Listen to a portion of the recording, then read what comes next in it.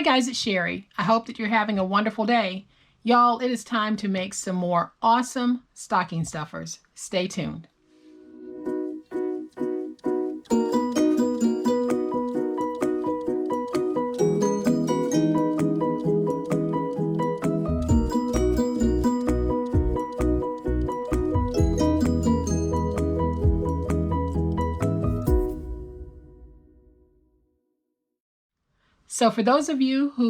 So for everyone watching this video, welcome. I really do appreciate you being here.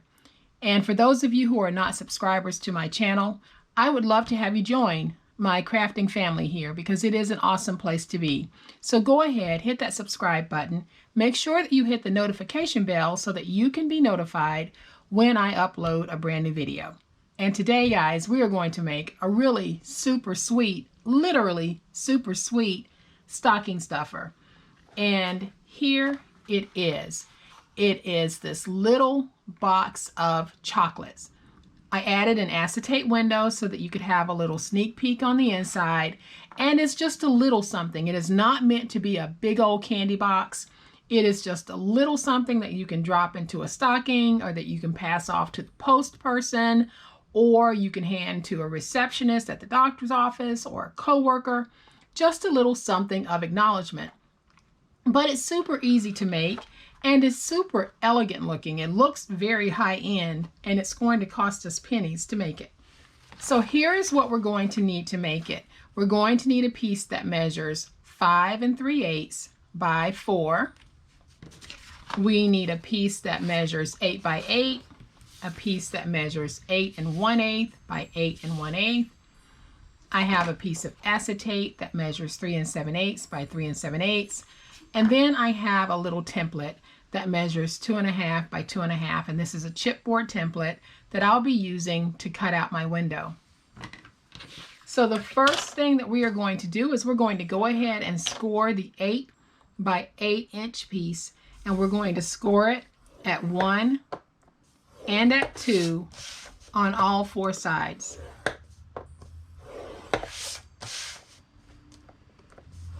That's 1 and 2 on all 4 sides.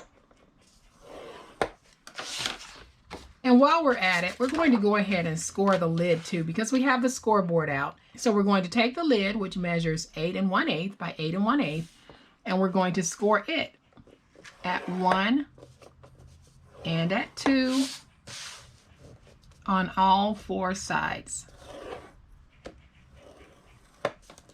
So that's 1 and 2 on all 4. And I got a question, and I'm going to go ahead and make that the question of the day. And it is, how do you score? What's the proper way to score? You should be scoring on the side that you want facing out. So when I'm scoring here at 1 and at 2, I am making an impression that is loosening up the fibers in my paper. So when I take this, I'll have an indentation here, and that means that I'm folding against the indentation and the fibers have been loosened a little. So that should help with cracking, but it doesn't always, because certain papers just have a natural tendency to want to crack. And we'll talk about that in a later video. And that is the way that I score. So whatever side I want facing out, that's the side I lay down face up, and that's the side on which I score. So now we are just going to fold and burnish our scores. And I'll just stick with the base right now, and we'll do the lid again in a few minutes. So I'm just giving myself a nice crisp score on all 4 sides.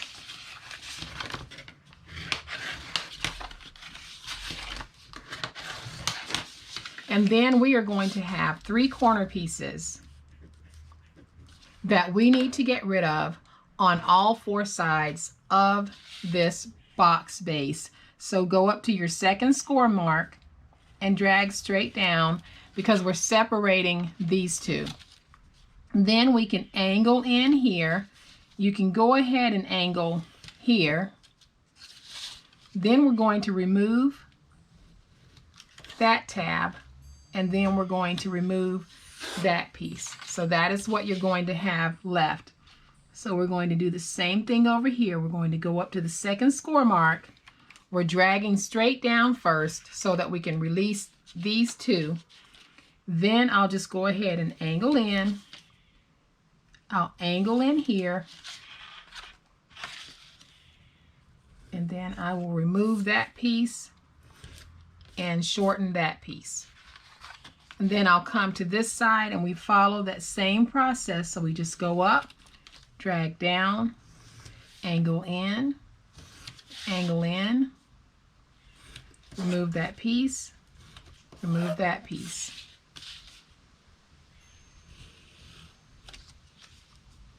And we're doing the same thing here. So I am just angling. So I am just doing an angle in to remove my pieces.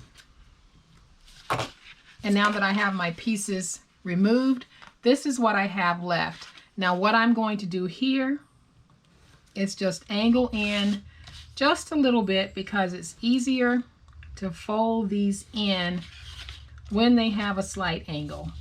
So I am just going out to the large outer flap and angling in.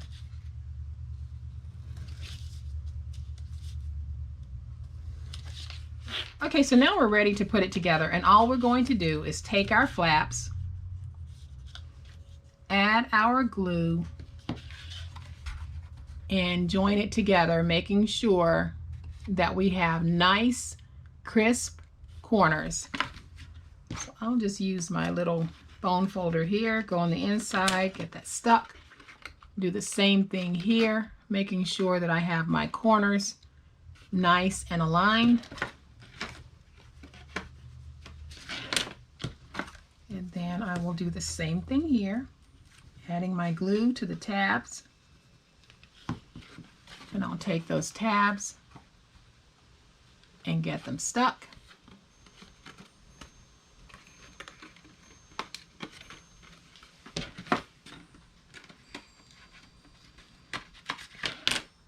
And now I'll take these outer flaps and just fold them backwards, because now I'm going to take some glue and just place glue on those flaps,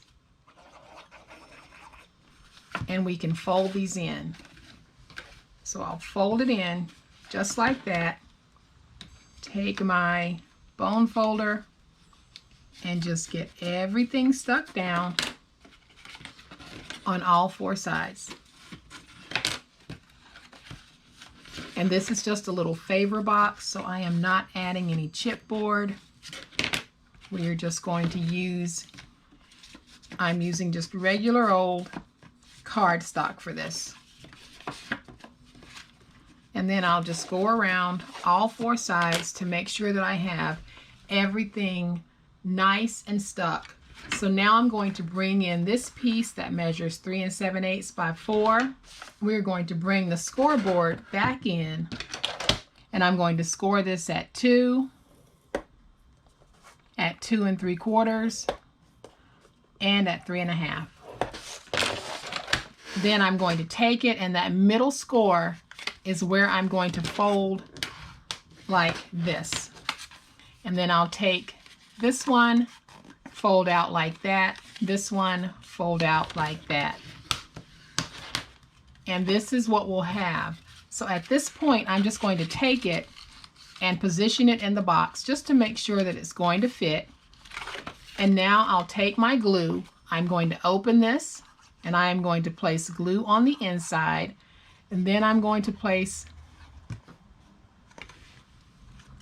and then I'll close it like that, and then I'm going to place my glue on these flaps here, and I'm also going to make sure that I place glue down that middle seam. And I'll take this and I'm going to put it in my box and get it stuck. And then I'm just going to hold it on the bottom just to make sure I get that middle seam nice and stuck. So now that we have it like this, what I am going to do is I am just going to bend that over just a little bit, and I am going to take some glue and I'm running glue just right up that seam. And then I'll take my pieces and I'm just going to wiggle them in that glue just a little bit. Stand it up straight, or as straight as I can get it. And then I'm just going to press in on the sides so that this can catch and it can dry. And then I'll take this and I'm going to set it to the side, and we're going to go ahead and fold and burnish our lid. And I'm using the side with the Christmas mice because I think that they are just so stinking cute.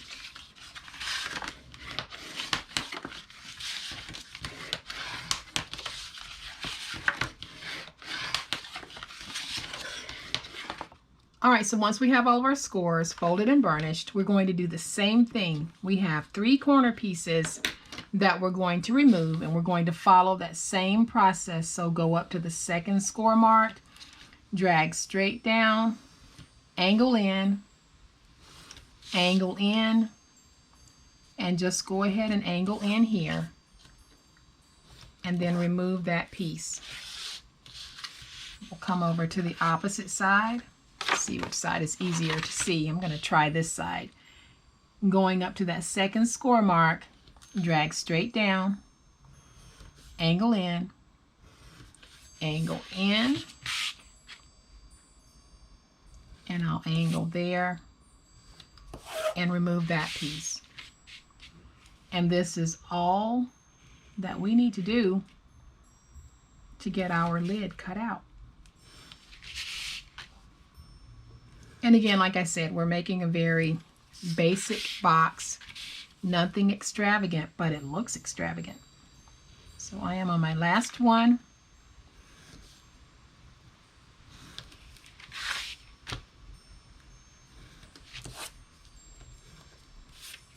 And then I'm just going to go back and angle in on these outer flaps just to make sure that they're going to be easily folded.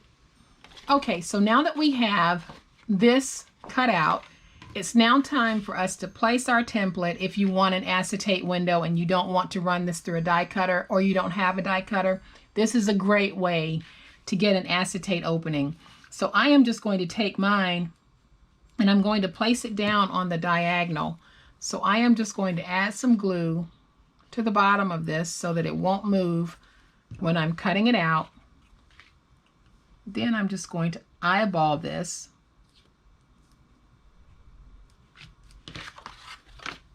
Get it stuck. This time I'm going to use my big old spatula just to get that glue worked in.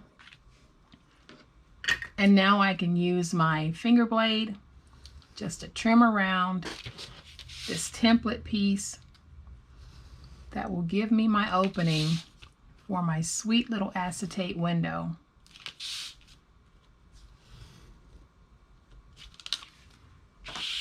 So there's my opening for the acetate window. And now we're going to take the piece of acetate that measures 3 7/8 by 3 7/8, and I am just going to run my glue right along the outer edge on all 4 sides of this acetate. I am not running a heavy bead of glue because we don't really need a heavy bead. We just need a little something so that it grabs.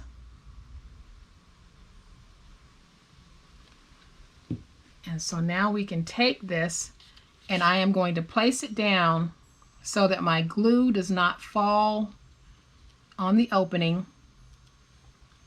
And I am just going to take my hands and just sort of pat that, and we'll let it dry.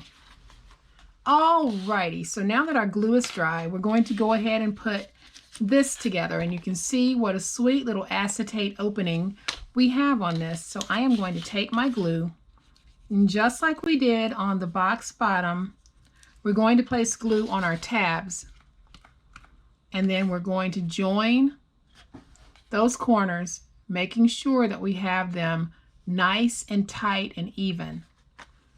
And then I'll do the same thing over here. So I'm just going to spread my glue a little bit, and then I'll join those corners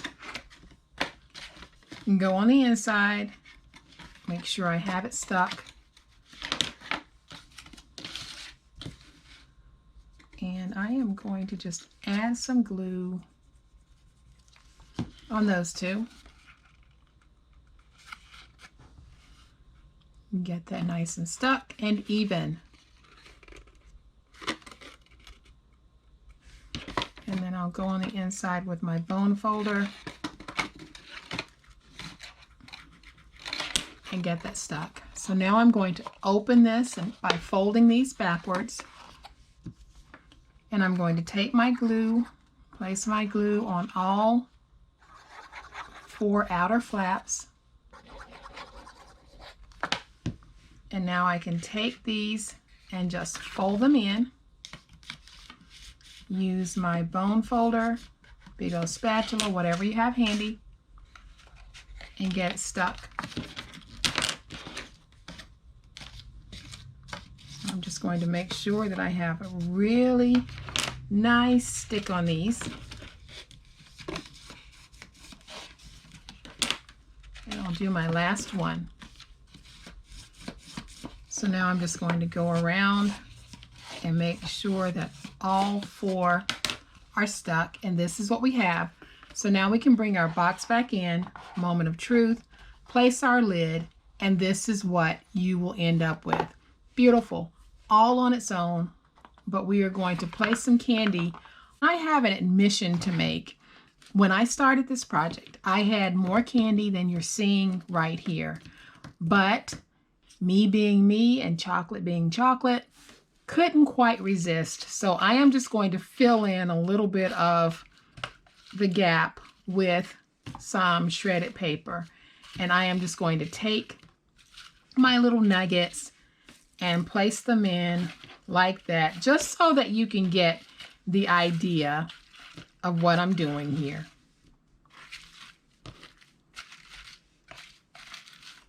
And try to get these a little bit straight, but I'm not going to stress. Well, I am going to stress because that was upside down. So now that I have those in, I'll take my lid and I'll put my lid on. And then you can see that when you fill yours with a whole bunch of candy that you didn't eat, then you'll have a much fuller box like this one. But I'm going to eat that later. So now I'm going to take a sticker and just use my stickers as just a little decorative finish to this. Because remember, it's a stocking stuffer and we don't need to do a whole lot to it, because if I get this in my stocking, then I am going to say, oh, that packaging is oh so cute. Then I'm going to eat the candy and I won't keep the packaging. So we want to make our packaging cute, but we don't want to over embellish because it is a stocking stuffer. So now we have our 2 sweet stocking stuffers all done. And I think that they are just fantastic. This is a great little way to give a sweet treat to someone, whether in person or in the stocking. It is a great, any season, any reason, any gender gift. You can change the paper and say, hello, thank you, I appreciate you, to anyone, whether it's male or female. Does not matter. This is truly, guys, gender neutral crafting. So I hope that you have liked this project. And if you have, please hit the like button. If you are not a subscriber to my channel, I would love to have you join my online crafting family. You guys be safe, be kind, happy crafting, and we'll chat later. Bye.